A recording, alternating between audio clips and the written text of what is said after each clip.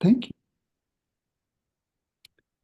Good morning, everyone. Today is Sunday, February the 15th, 2025, and we are, I suppose, ready to get started expressing the wisdom that we have received in a manner that it can be understood and placed in the macro for the rest of humanity to receive from it. So I began by asking, are there any questions or comments about anything that we have talked about recently or in the past period?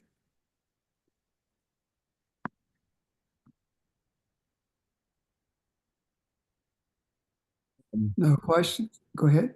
Yeah, I was waiting to see if anybody else had anything. I this is for Mel. I have, I guess, a sort of question. Yeah. I noticed in the news the in Rwanda they're talking about how the women are being raped. And we had talked about how the last couple of weeks about hurt and pain. And I could see that what we have put in the macro is bringing it all to the surface, but I need a little better understanding of why Rwanda is doing it to their women. Are they suffering from British influence or mindset? Uh, Anyone want to address that before I do?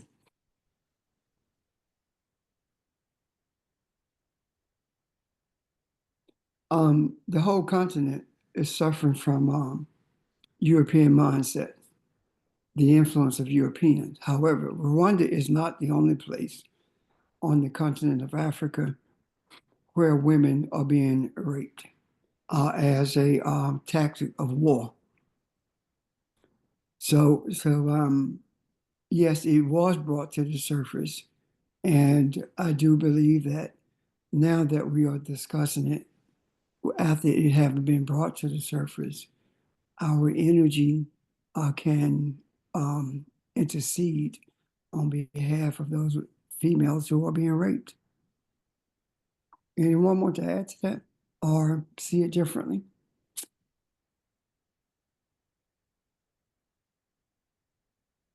Okay. Anyone else with a question? Or Thank you.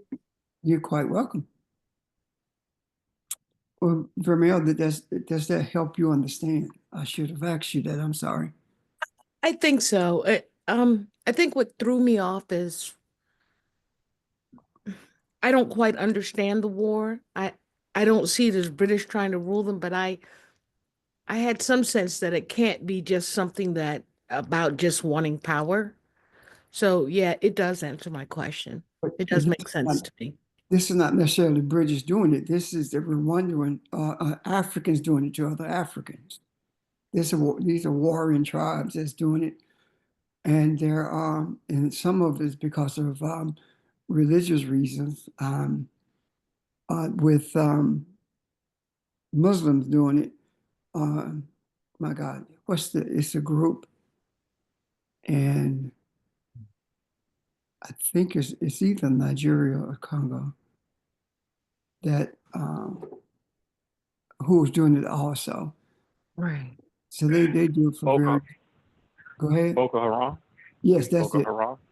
Boko Yeah. Haram. Yeah. They use it as a war tactic as well. So it's not just endemic to Rwanda, and it's not Europeans. See, Europeans don't fight in Africa like they once did. They have Right. Africans to do it for them. Thank you. You're quite welcome. Um, the See, we look at it from the outside, and we are told that Africans cannot get along and they don't respect leadership. That's not true. Uh, when when Africans are, are making efforts to lead the country in the right way, Europeans assassinate them. Every African leader who has been assassinated, the assassination was backed by European country or America or both. And they put puppets in to do their bid, their will. And in doing so, they surround themselves with an army who will fight on their behalf, who will do pretty much anything on their behalf. So these are cutouts for European nations who are doing the raping, the fighting, etc. Okay. Any questions or comments about that? Again, thank you. You're welcome. Any other questions? Yeah, um, that seemed important enough to talk. I don't know what, how to add to answer there, except, it maybe is something that we on this phone need to see and talk about, uh, what is happening in Africa. Because you never read or hear anything about it in mainstream news. So Well, I read Al Jazeera. yeah. I get a lot of information from Al Jazeera, so That's what I Um, was listening to. a big part. That's what I was listening to. I've been watching that news and Okay. listening a bit more. um, my question has to do with something we've addressed before, but I still feel something is missing with me. Uh, I remember when I had my beliefs in religion, and I felt something, even though I know now that Jesus wasn't real and a lot of stuff that we believed where it had its origins. I still feel like I had something to hold on to. I had a feeling, and I could experience something when I was going through something. I could see something. I'm not sure I see anything anymore. And it affects, uh although I know we're on the right, I don't think we're on the right path. I know we're on the right path, but sometimes it affects my strength, meaning there are times I can see things that don't bother me, and there are times I see things that kind of shake me a little bit, and I don't like that. Uh, so I also think it affects how or why I can't see the ancestors or feel like I can relate to them, like I hear some of you talk about. Uh, is something that I struggle with. And maybe I'm not supposed to see or feel anything anymore, but sometimes I need something to hold on to. And I know we have the teachings, I know we're looking at truth, but I just feel like something's not quite there that I need to see. And I don't know if anybody else feels that way, but I just thought I'd bring it up. Thank you. Um, Ron's question, does it represent the thoughts of any of you who are on? Yes. Yes. Okay. Thank you. You remember me at one time telling you guys that I went through a period uh, where, matter of fact, it was after I left my cabin, and that during that period, a voice said to me, there are those who see and believe, but you will believe and not see. You remember that? Yes. So Thank you. So, what is it that you want to see?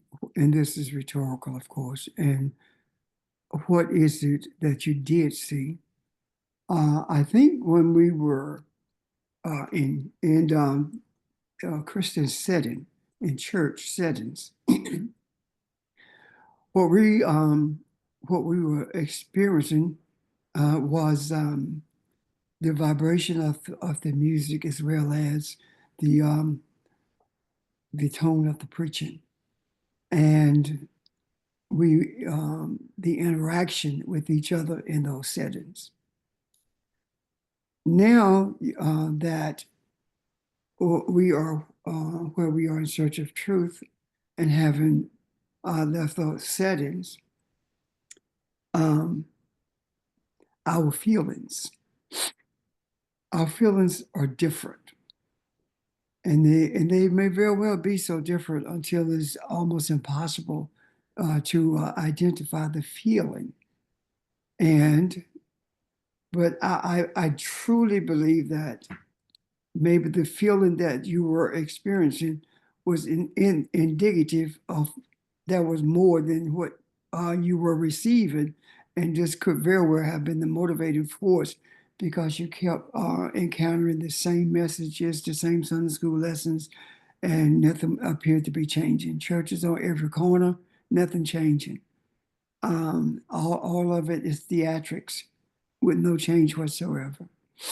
Well, when it comes to um, the experiences on this journey of truth, one of the things that we learn is that the input of ancestors is extremely important. And what I mean by the input of ancestors being extremely important, um, the African or the Kemetic relationship with ancestors was extremely important. And I'm going to lay a couple of things out, maybe, and then delve deeper into ancestors. We talked about the Dogon and how they talked about Sirius, the star behind Sirius 1, Sirius 2. And we talked about that. And we talked about them saying that that's where they emanated from. Well, digging a little bit deeper into an understanding of the Dogon from the perspective of the Africans who stayed with them from this country, who were with them for some time. Their belief system is that the ancestors showed them what they showed them the universe and how it was structured, and it was through the sacred leader that these this instruction came, as well as through other people within the confines of that group of people. So when we get to the place for searching for truth, there is only one source for truth. And that only source for truth is the one who created everything that exists. Are you with me so far? Yes. Okay, and if you're not, please stop me. So how do we receive these truths, and how were they received prior to our exiting the womb of our mothers? Well, first of all, back to the feeling before I go into the ancestor thing. Feelings are experiences, and the experience that we have when we are searching for truth are different than what the feelings that we have when we are engaged in religious worship. there is no ancestral worship that's honoring the ancestors. Now, one of the ways that we honor the ancestors and seek their wisdom, it can be through drums, or it can be through libations, etc. So, having said that, um, the ancestors transcends biological bloodlines. Um, the ancestors are seen as guardians, protectors. They are intermediaries from between this physical world and the spiritual world. And they're always with us, whether we feel it or experience it or not. They are always with us, and there are thoughts that comes to us. We have impressions that we should not go a certain place or not do certain things, or someone is in our presence who doesn't mean us any good, and we can sense that. Well, that's not the hair standing up on your neck. That is the impressions that you are receiving from the ancestors. Does that make sense so far, Ron? Okay. Yes. Okay. So, one of the things that causes us to have trouble with these experiences with the ancestor is that we have been inundated with the belief system that tells us that this is pagan worship, or that any contact with the ancestor is a necromancy, interaction with the dead, and that is antithetical to what we are to believe. So I've already spoken to the how we honor the ancestors and how we experience their divine essence.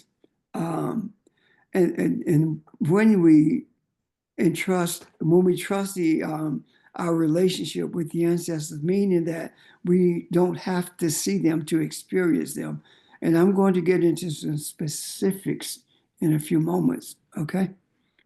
Um, the the honoring of the ancestors unlocks divine guidance, and it gives us spiritual empowerment in a sense of a purpose that transcends this physical world, meaning that we began to see that our purpose in this physical world is not to gain material wealth or fame. Um, our reason for being in this material world is to create an environment so as above, so is below. We've talked about that as well. Now, there are there are traits that the ancestors make us aware of, and sometimes we pay some attention, sometimes we don't. Have you had an experience where you or someone said to you, or you said to someone, child, you just like your great granddaddy, and that child has never seen or been in the presence of their great grandfather, but they have the same attributes? Well, just like you receive attributes from your parents or other members of your family in a physical way, you also receive spiritual attributes from the ancestors. And we talk about the trauma of slavery that we still are experiencing. Well, that is because our ancestors felt it.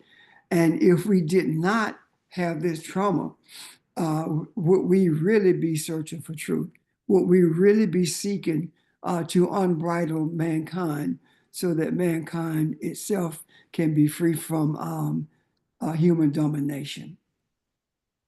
Um, so, so when we think about that, uh, we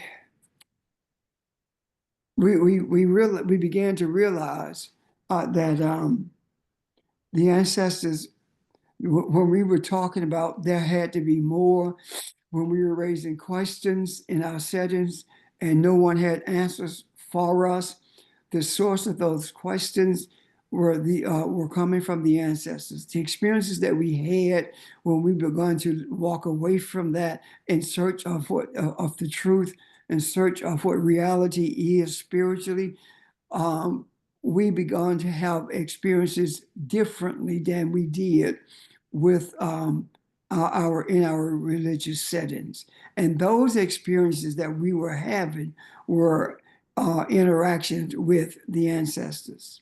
So the question, I suppose, becomes, how is it that we receive from the ancestors? What is this whole thing about interaction with ancestry? An illustration maybe would be that there is this umbilical cord that's attached. It's an invisible umbilical cord that's attached to you or to us. And that cord, the umbilical cord, winds through the heavens, for lack of a better term at this moment. And that invisible umbilical cord is what connects us to the ancestors and the ancestors to the one who created everything that is. In other words, the ancestors return to where they originated from, and that is the source. And that is the source of everything that exists. That is they return to the womb from which everything flowed and continues to flow. And in doing so, they have more experiences with the Creator than they had when they was in the earth. And when we talk about something said to me, we are talking about ancestors. We're talking about the guiding forces in our lives. And when we experience it, it's like something, the spiritual essence of divinity flowing through that umbilical cord to us. And that's one of the reasons I do believe that we can be on one accord when we are on or in these sessions. And being on one accord, I mean that our focus is centered on being guided to what truth is. And one of the reasons I believe that we can be that focused is because we have this energy that each one of us is, and it interacts with each other because we are focused on searching for truth, but we're also focused on each other. And that all of that comes from our ancestors. Now, how do you receive that? The ancestors, as I said, are with us all the time. There has never been a time in our life when the ancestors were not with us. But there have been so many times in our life, and quite a bit of time has passed, when we denied the existence of ancestors because that's what we were taught. And it's no different than someone telling you that you have the key to a vault, and you saying, "Oh no, the vault doesn't exist," and you never use that key. So in your mind, the vault does not exist, but the vault does exist. So if the ancestor is the vault, the ancestor is saying, "Yes, I do. I exist. Wave my hand. Here I am." That kind of thing. But we disavow that because of what we've been taught. So how do we get to the ancestors? How do we, first, let me ask a question. Any comments or anything you want to add to this? Comments, questions? I have a question. I have a comment. Question, comment? Audrey, then Go ahead, Audrey. So if the ancestors have been there all along, could what we were feeling back then possibly have been the ancestors? yes, ma'am. Yes, ma'am. I believe that the only reason we were able to walk away from religion in the way that we did is because our questions that the questions that we were asking, and the when we were getting ignored, the ancestors were the ones bringing the question. And our feeling that there has to be more, I believe it came from the ancestors. And if you think about what I'm saying, the overwhelming majority of us came out of those settings of religion, right? True, but I'm talking about those feelings of feeling connected and feeling that you know that you're a part of that connection thing. I'm talking about the ancestral connection or the social connection. Sorry? The ancestral connection or social connection. No, I'm talking about what Ron was talking about, that feeling that you had of being really connected to the Creator. It was a sense of security, for me, feeling connected and belonging to something, seeing what you're aiming for. And I'm saying, yes, I do believe that the ancestors were involved in that, because if they were not, we wouldn't be living. We wouldn't have had the guidance and the protection that we were afforded for us to get to where we are now. So as far as the connections there, we grew up in those spaces, and in those spaces, there were social connections as well as spiritual connections. But what we felt most of all were the social connections, because when we began to use Zoom, the first thing that we missed was the presence of those who are physically around us. Am I right? Yes. Their physical presence is one of the main things that we missed. And though I have not talked about it often, I believe that a large part of what happened with COVID was to bring us where we are now, so that we would have to interact with each other spiritually, aside from the social interaction that we were having. And though I missed the social interaction, I missed the social presence of those with whom we gathered during that period of time. I missed that. But suppose that what we are doing is so important and is so beneficial to humanity, that any distractions that we would have gotten from being together in a physical way were taken away by virtue of us having to meet the way we are meeting. Does that make sense? Well, what my question is I'm getting to it. is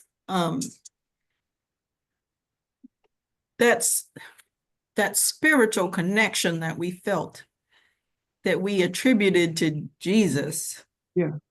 Was that the connection with the ancestors all along? Yes, it was. Sorry, I can't hear you. Yes, it was. Okay. And what I'm saying is this: what we felt then was the presence of the ancestors. Why do I believe that? That we attributed to Jesus. Yes, absolutely. And I believe that because we have always heard the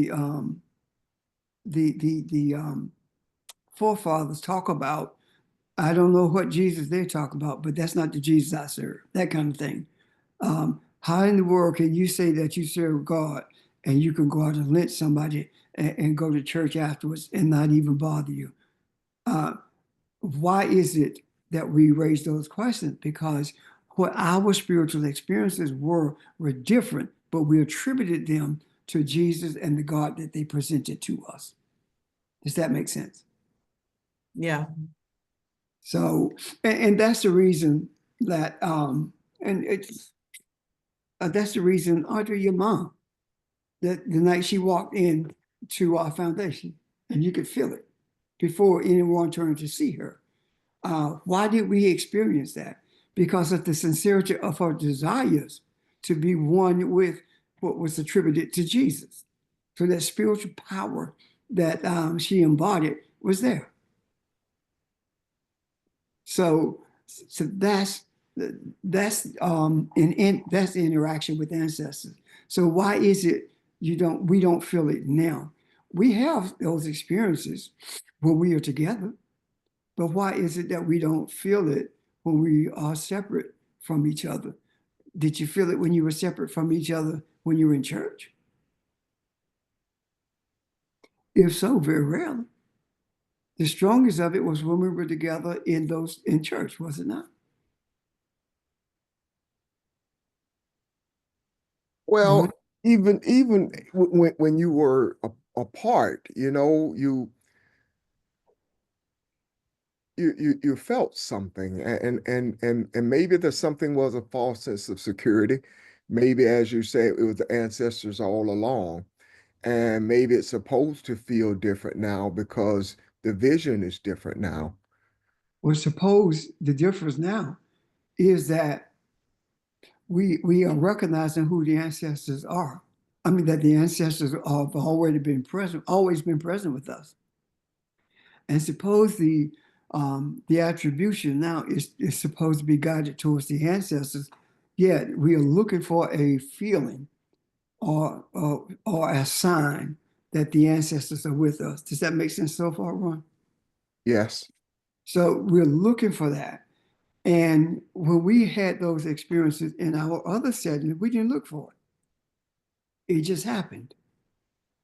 So if we stop looking for it, then I do believe that we will have those experiences. The other part of it is, do you, and I'm not talking about you, Ron, I'm talking about you, every one of us, plural you, do you stop and make an effort to to have an encounter with the ancestors, just like you did with Jesus? Like, praying in the morning when you get up, praying in the evening, praying over your food, that kind of thing. Do we make an effort to have those kinds of interaction with the ancestors? Yeah.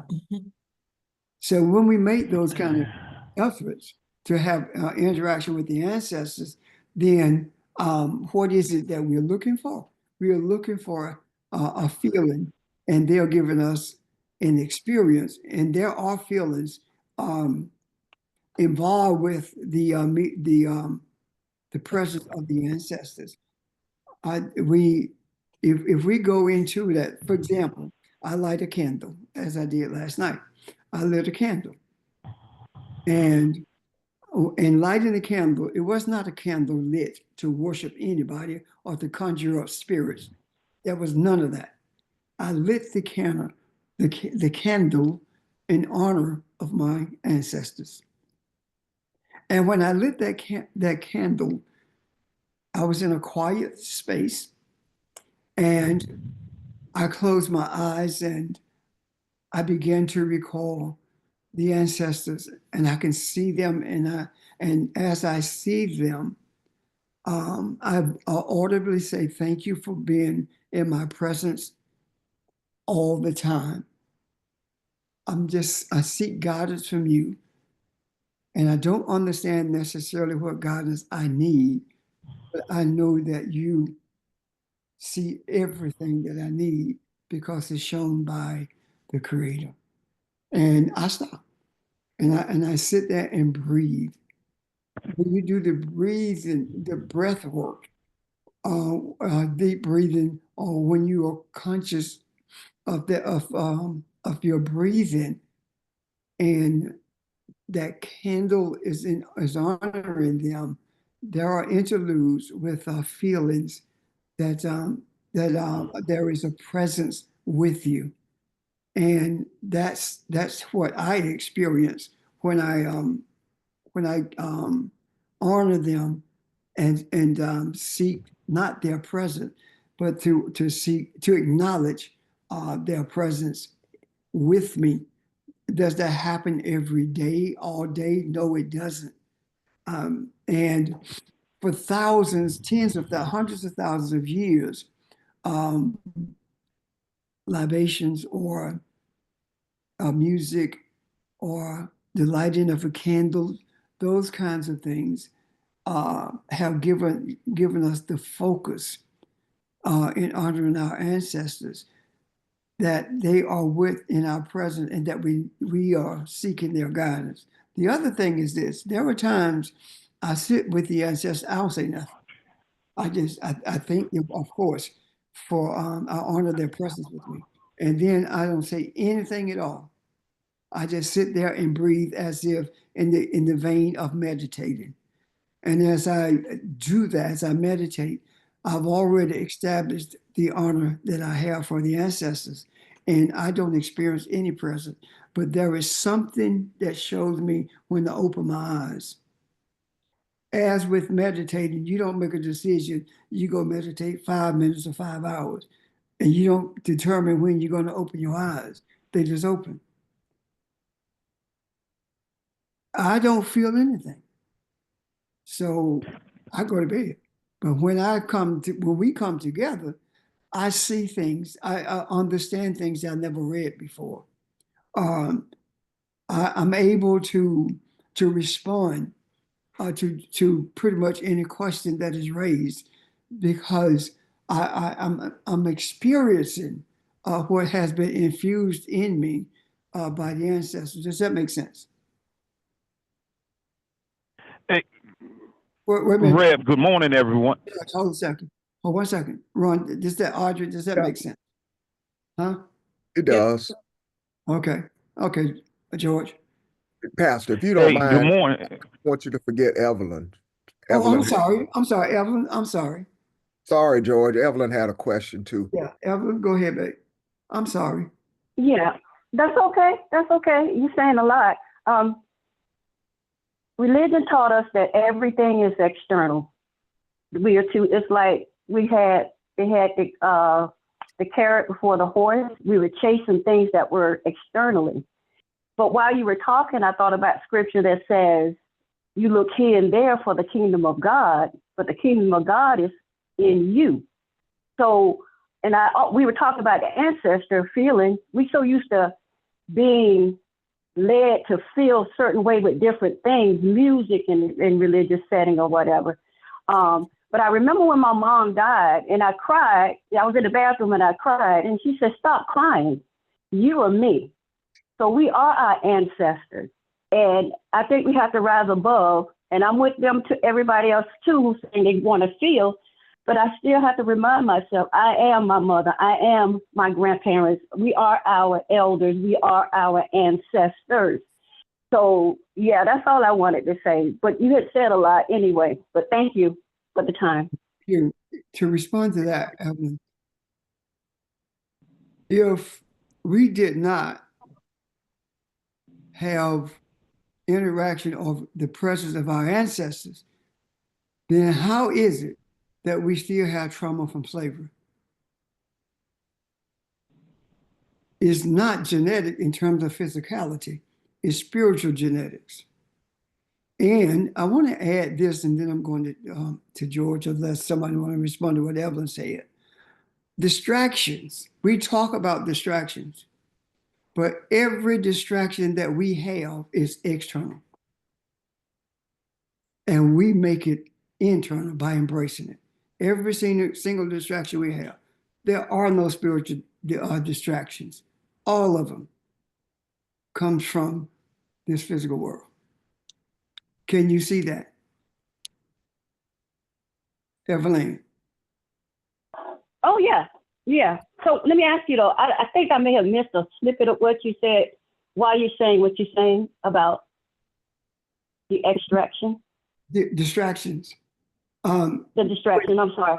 Now, when you were talking about your mom, it hit me. I've talked about that before, distractions being external. And that dawned on me that all distractions are from the outside. And we embrace them and make them, and we internalize them they don't start internally. Got it? Correct. Yes. Okay. Yes. Okay. Thank you. You're quite welcome. Anything about what Evelyn raised or what I responded to her with? George.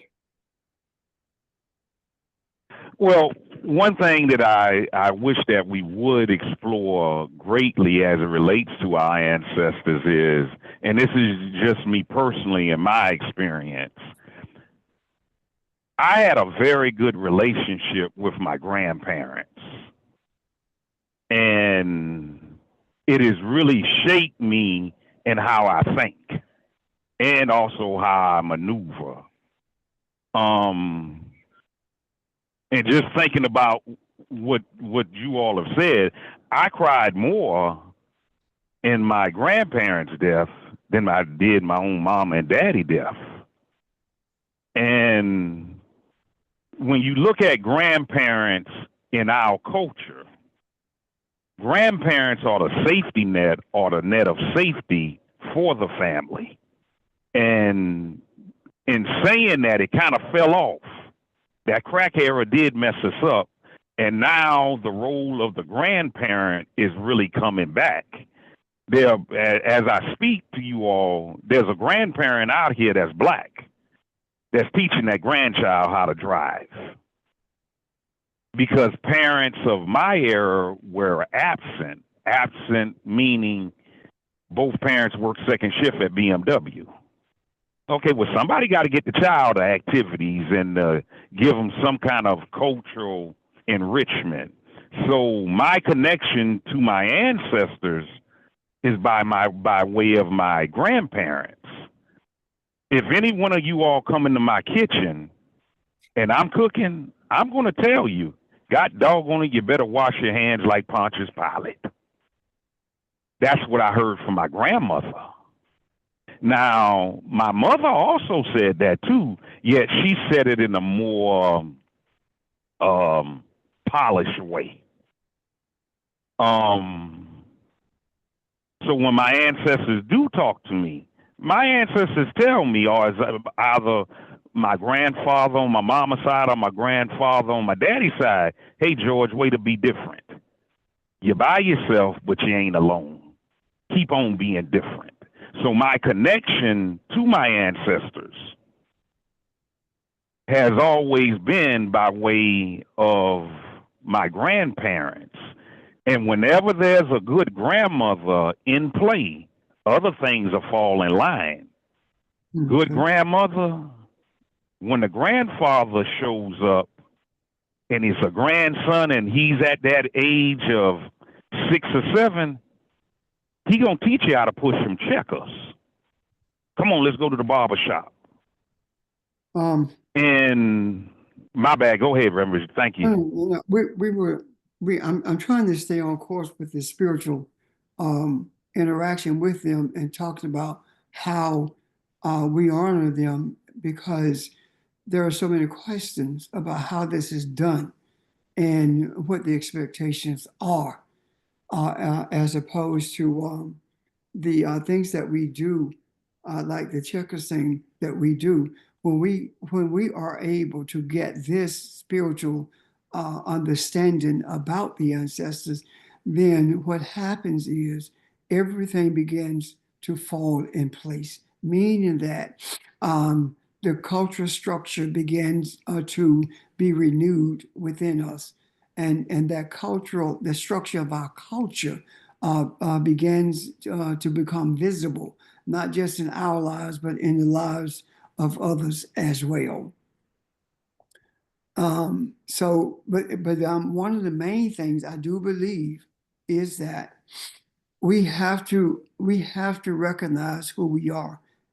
And what I mean by that is, I'm talking about in this physical world, we are children of a Kabbalah. We are Africans. Are you with me so far? If we recognize physically we are Africans, I try my best to say African because I don't say black, because black is a color. Black does not tell you who you are. Black does not tell you where you came from. That's what you look like. That's not who you are. Makes sense. And, Yes. and that came from John Henry Clark in saying that Black does not tell you who you are. Italian American tells you that that's something you have connection to it, etc. So when we are able to recognize that yes, we are Elohim, we are God. In this physicality, we are children of a Kabbalah, we are Africans. And the more we deny who we are, the less connection that our subconscious have with our origin, our culture. Does that make sense? So Yes. we have to be open and honest about who we are. The Malcolm X, you know, dealt with this also in that there are those who say, well, we are American, we in America, that's what makes us Americans. No. If you put chickens in the oven, you don't call them biscuits.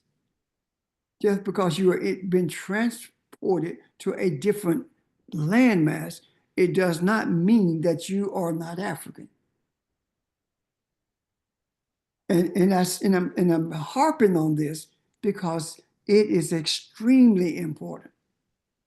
And I said a couple of weeks ago, maybe, that you cannot go to a Methodist church or AME church and say that you're not African because you're lying to yourself. Why are you in an African church if you're not African? So these are the things that major things that we have to recognize about who we are. Now, once we do that, once we become culturally aware, then we begin to become more aware of the presence of our ancestors. And in becoming aware of our ancestors, we are beginning to heal the wounds that have been inflicted on us, the wounds that you cannot see, that has been inflicted on us. And then we began, our emotions began to change. We began to see and experience things differently.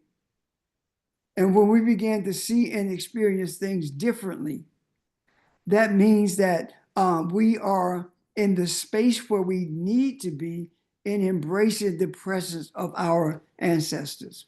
So if you desire to interact with the ancestors, yes, it is your lineage, but it's bigger than your lineage. When you decide to do that, there are so many different ways that you can do it. You can set up pictures of your ancestors in a corner on a table or something, and when you sit there and begin to honor the ancestors, it gives you a visualization of ancestry, and it does not, you're not worshiping them, you're honoring them. Now, right now, how many of you have a picture of one of your parents, both of your parents, or your children in your house? Why are those pictures there? They're not there because you're worshiping them. They're there because you're honoring them. Can you see the difference? Yes. Yes. And for memory too. Yes. Ron, were you Well, saying something? I'm just agreeing with you. Yes. Oh, okay, okay. So when that happens, um, we also inherit emotional traits from our ancestors, and and all of them are not necessarily good. And we have to speak to the ancestors about that. My desire is to be released from whatever it is, and I seek your guidance in this particular thing, and it happens. Are there any other questions or comments? So the last part that you just said is kind of interesting. I hadn't thought about that. Your fears or your anxieties or things that you deal with are also things that may or may not have come from the ancestors. Yes, absolutely. Yes, And just like you talked about the your uncles in the drinking part, you can make that determination. And I'm asking the question as I'm trying to see this, even though these are not physical things, they're spiritual things. You can ask or move to release yourself from them so they don't impact the next generation. absolutely. And see, when I did that, I had no clue of what I understand now, right? When I made the decision that excessive drinking was going to stop with me, I'm not going to pass it on to the next generation. I didn't know anything about what I'm doing now, but it worked. It happened. It was not passed on. Um, I'm sure you see what I'm saying. And yes, Ron, these things are inherited, but also you inherit other things too. Courage, um, desire for spirituality, empowerment, um, compassion. All of these virtues are inherited from ancestry. And of course, there were others that we developed along the way that hopefully we don't pass to the next generation. And there are those on here who you don't have children, but you do have children. And the idea of taking a village to real children means that regardless of whether you have given birth or fathered a child, you have children. Because what you say and what you do influences the environment around you. So yes, you do have children. So you influence them in so many different ways until you yourself you don't realize the type of influences that you have on the children around you.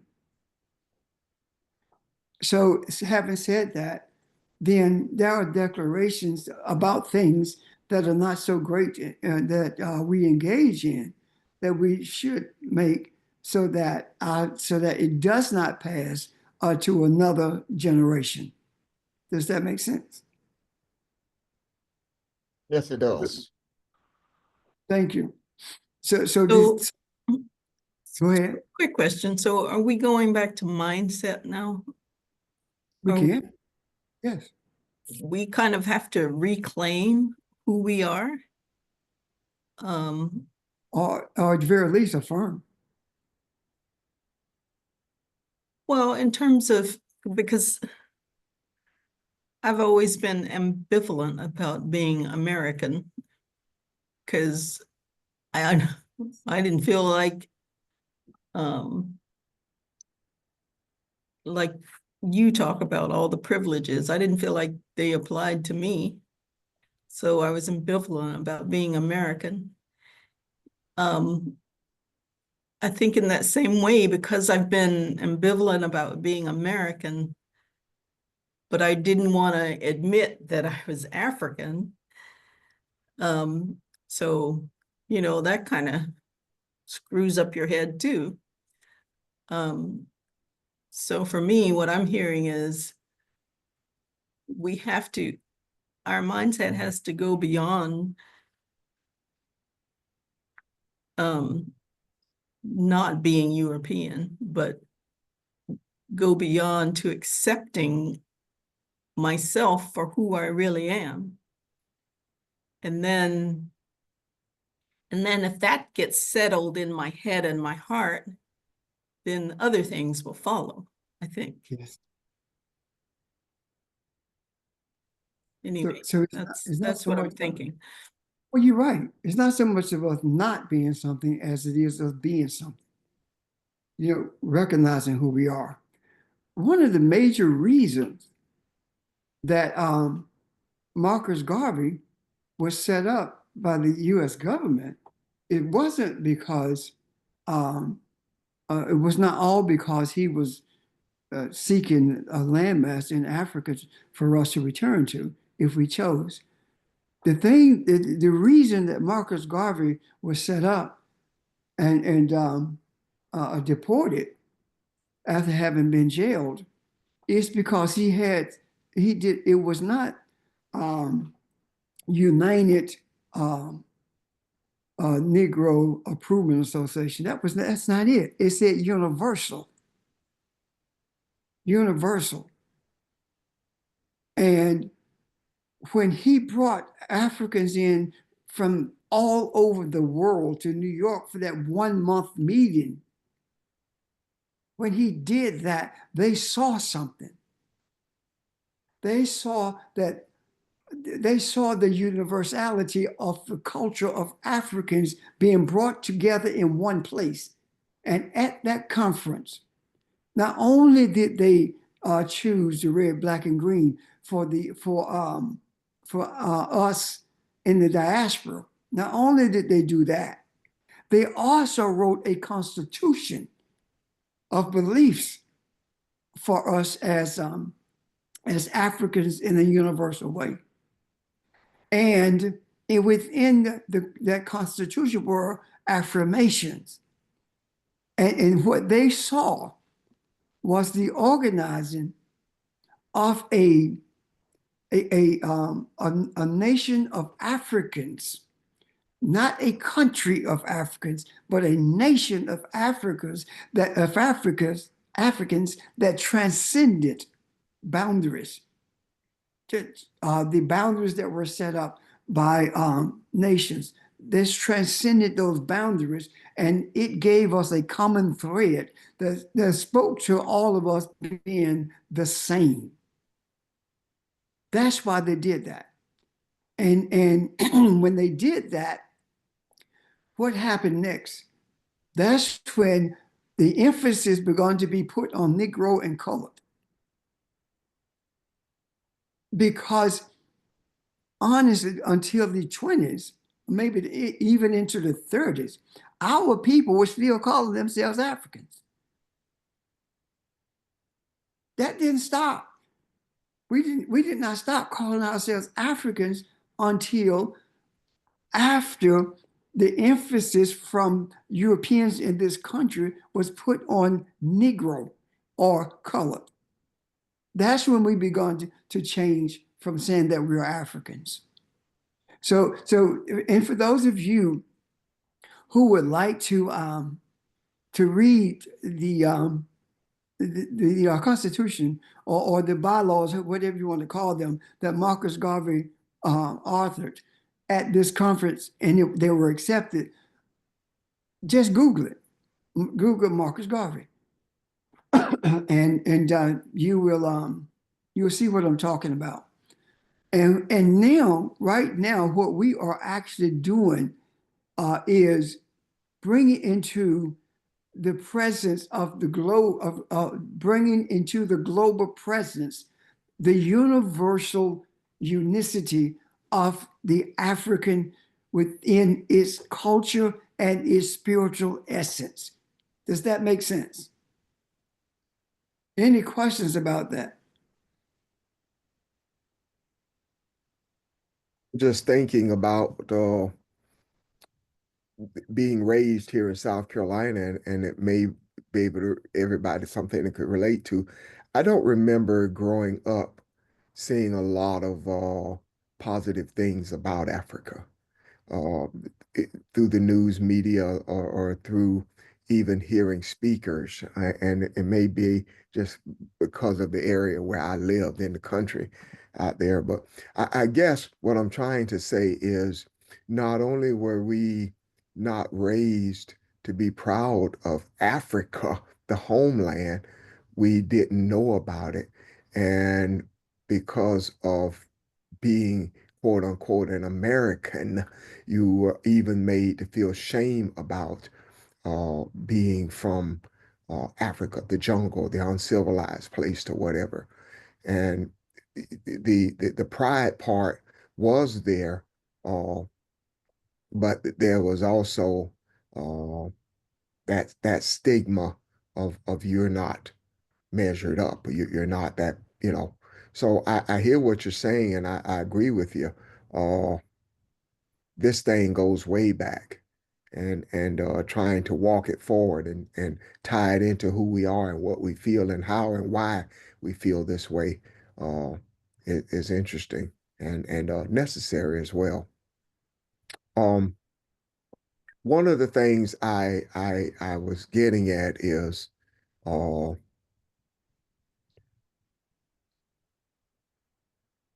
last week we talked about protection, and I'm still, not sure uh, how to define that, but uh, looking at who I am now, and I don't like feeling vulnerable.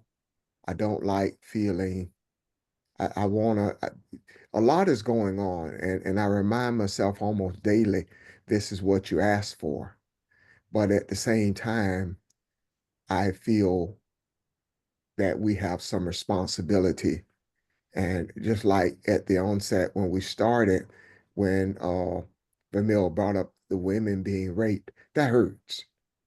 That hurt me. And my thought goes to what can we do to protect them? How can we protect them? And that may be uh, that false thing that, your masculinity tells you that you can protect everything. But I want to be able to be stronger and to know that these things are that we witness every time you cut the TV on. This has happened or that has happened, and the even destruction of family. You see, it seems like anyway an increase in violence in the land, and just we're not helpless when we see these things, to know we are not helpless, and these things not like an axe hew us down like a tree. uh that we may feel a little vulnerability, but our strength is in who we are. But sometimes I can't catch a hold of that. I can't see it like I want to. Am I making sense? Yep. To me, anyway. So I don't want to feel overwhelmed by this, because a lot is going on, and I don't know what kind of protection I have to offer, or what I'm supposed to be doing half the time. So I pray, I meditate, and Um, it's difficult to be a protector if you are not protected. Um, where protection comes from our Creator through our ancestors.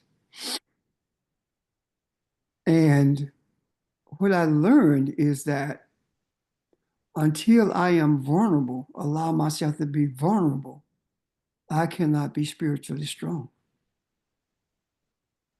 Because vulnerability to me speaks to what we experience or do not want to experience in this physical world. And when when I recognize who I am as that spiritual being, the spiritual essence of the Creator, then I realize that that's my protection. And I've told you about once when I and this other preacher friend of mine went to get my cousin, my aunt rather, who had traveled with my cousin to Pensacola, Florida, and there were some things going on in terms of her governmental connections, and she was pretty much on her own. and when he asked me if I had my weapon, I told him no, I don't need that. And my response at that time was, God protects me. I don't need that.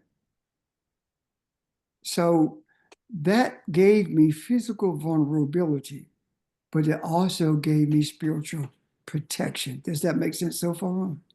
Yes, sir. And and what happens, what I see now is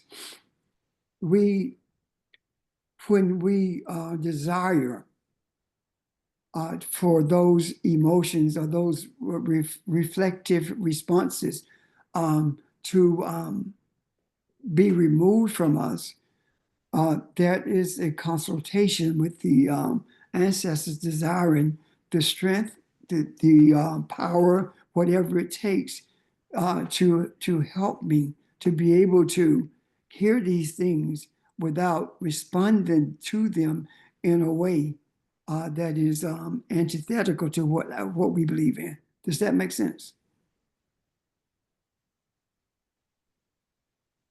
I'm sorry. Say that one more time, please. Uh, Asking the ancestors to give us the strength, the empowerment to be able to remove our reflective reactions to things that happen in this world, Okay. and so that we can be uh, realize rather the protection, and at the same time be strengthened by releasing those things that get us off kilter, which are antithetical to what we believe. Yeah. Does that Okay. make sense? Yes. Any questions or comments about that? So I do believe that we are discussing this because we are going to have to have a, a, um, a focused relationship with our ancestors in light of what is happening globally today and has been happening since January the 20th. We're going to have that focused relationship.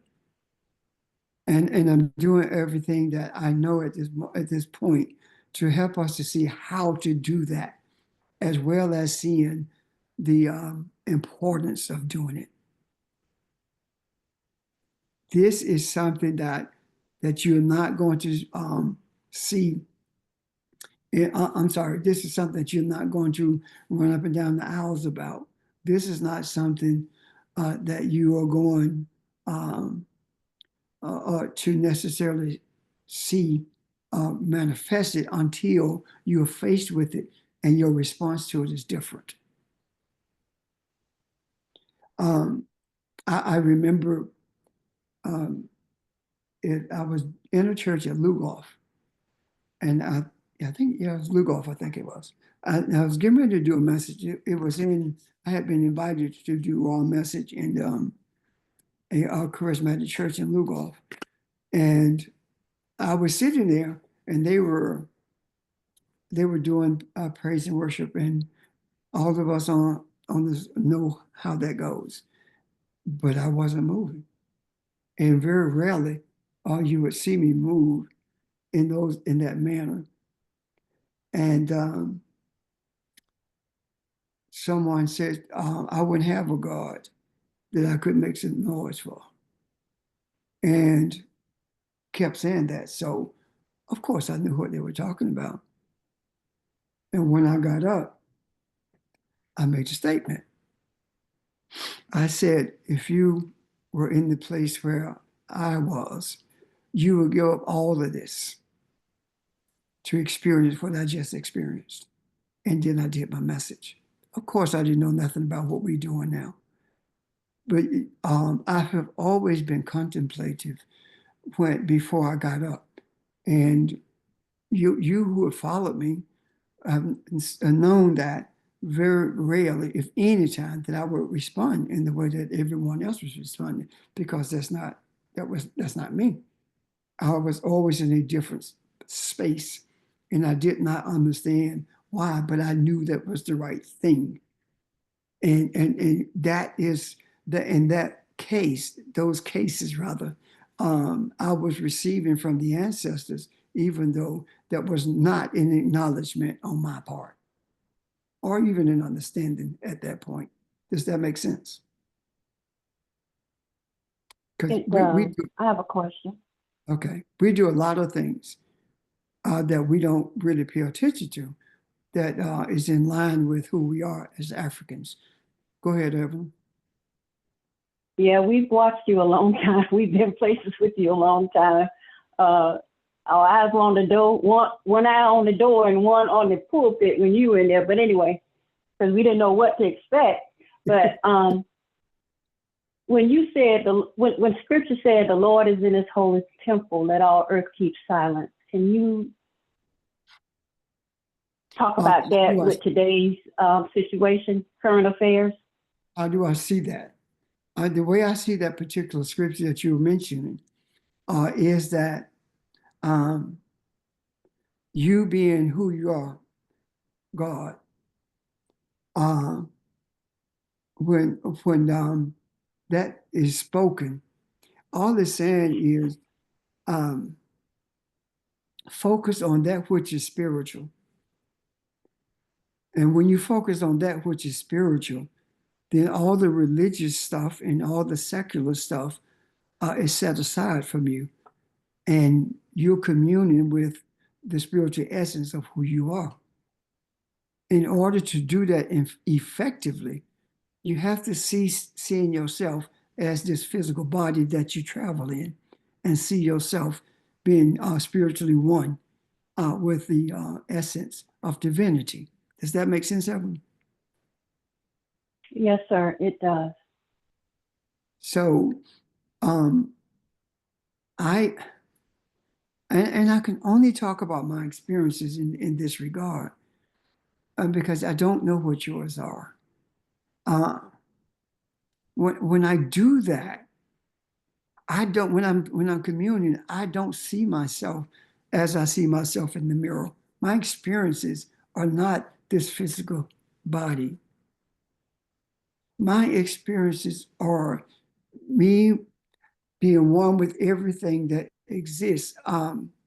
It's like seeing the ocean, and then when you begin meditating or when you begin interacting with the ancestors, you that drop of water just falls into the ocean, and you're one with that ocean. So you are the spiritual. You recognize that you are a part of a spiritual essence of divinity that cannot be measured, neither can it be subdivided into anything. Even though our thoughts may be different, our spiritual essence is always the same, and the divinity is always the same. And our when we are doing the breath work, our divinity is always the same. We are inhaling life and we're exhaling life. All of it is the same, and we are not focused on anything that's external of us. We are focused on the desires for humanity, the global desires for humanity. And in doing so, we separate ourselves for that period of time from everything that's going on in this physical realm, be it social or rather it is political or religious. We separate from all of that in order for us to stay focused on the essence of divinity. And when we are focused on the essence of divinity, then we are more, it's more easy for us, it's easier for us to become one with Kabbalah, to become one with our cultural energy, to become one with our spiritual essence, because everything about us is divine.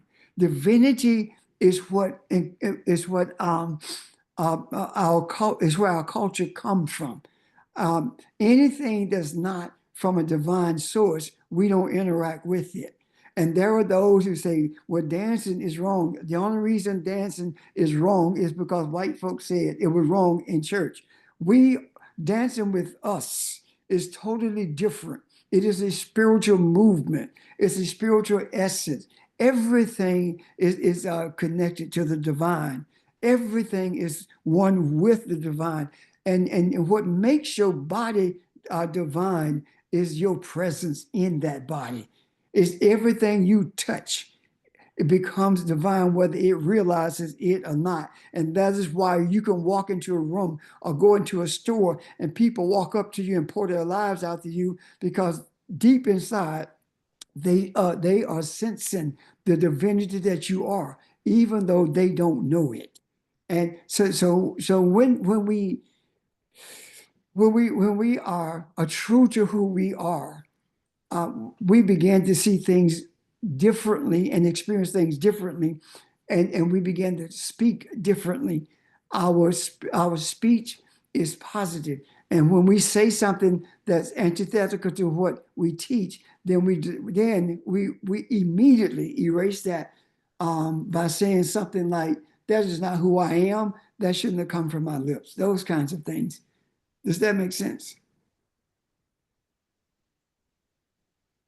Yes. Thank you. Any other questions or comments? Yes, this is Angela. I would like to share something if I can. Go ahead. I was out somewhere and I was approached by this well, I didn't know he was from Jamaica at the time, but it was an older man, and he asked me was I from Uganda, and I said no, I'm not from Uganda. He said I favor the Uganda women, and I said but I was born here, but just because I was born here, I said we all are connected. We are all one. And he began to apologize, and I told him that there was nothing, because he thought he offended me, and I told him that he didn't offend me. I said, this because you might have been born in Jamaica and I was here. I said, we're all connected. And I just wanted to share that. Okay. And you do look like somebody from Uganda, East Africa, but that's okay. I'm glad you said that. Why? Because that's what gets it out there, when we are not ashamed to embrace who we are. Any questions or comments?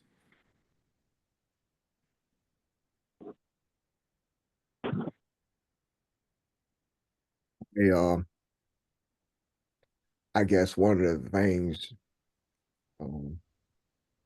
Pastor and I were talking about something, and one of the things that kind of dawned on me a little bit is I remember when I was a kid, going through my 20s, and I turned 30, and I remember, even though watching my parents and my uncles and stuff get older, and I remember the feeling that I've always been protected. I've always had people around me and had something to fall back on. And the older I got and the more responsibility you take on in the family, you realize that you become that person. You become that protector, if you will, or the one that people see when they need to see something strong. And so the feeling that maybe you had of security is transformed to them. And that is part of that responsibility as well.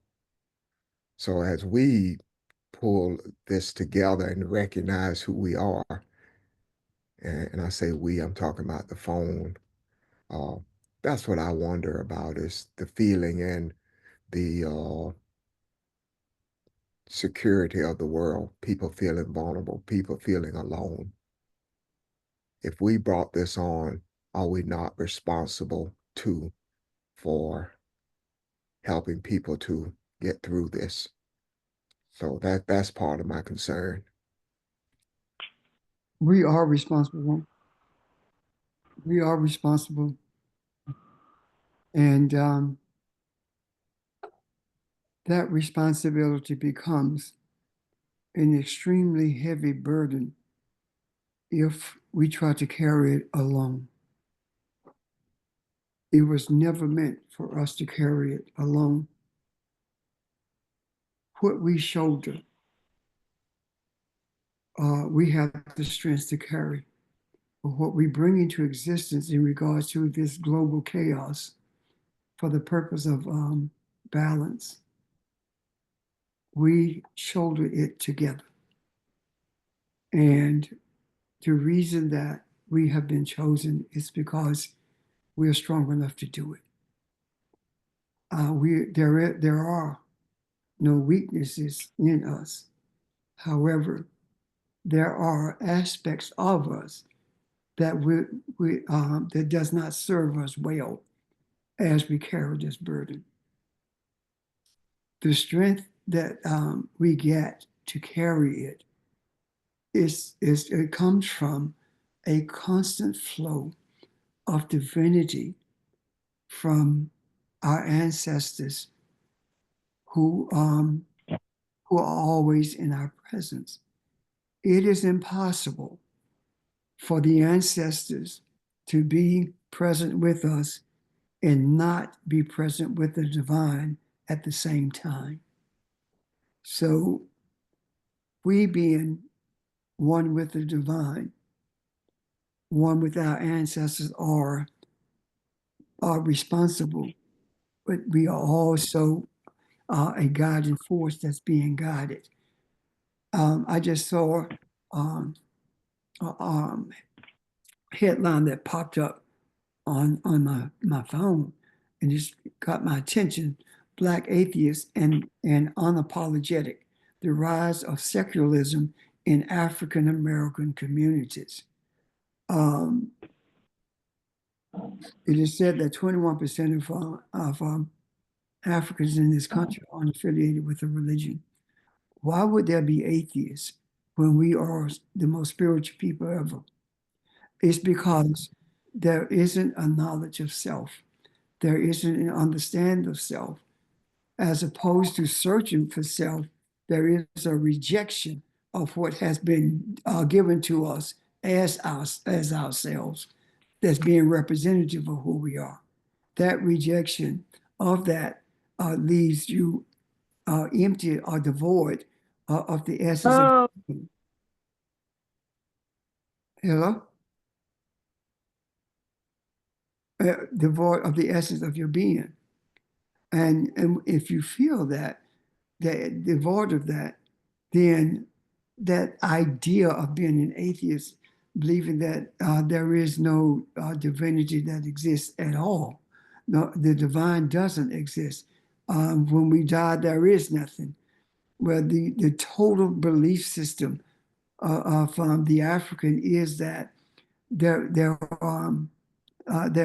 is life after this life, and that life that we experience after this life is being one with the ancestors, as opposed to going to heaven to shake hands with Jesus.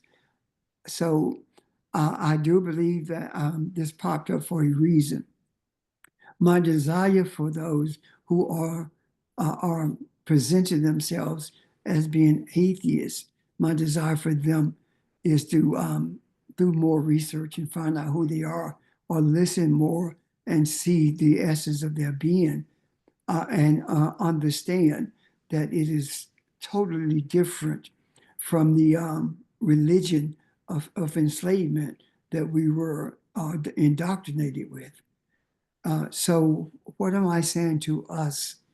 Be who you are at all times. There is no space in this earth is vacant from the presence of the divine. We can ignore it if we choose to, but that does not diminish it in any way. It simply diminishes us And what I mean by that is it diminishes us and our strength and power to become what we were created to be. So, are there any other questions or comments? Yes, this is Ann. I have a question. When you say be, for us to be who we are, is that the same thing as to know thyself? Yes. Okay. Know that you're African, know that you're God. Yes. Okay. Thank you. You're welcome. Any other question or comment?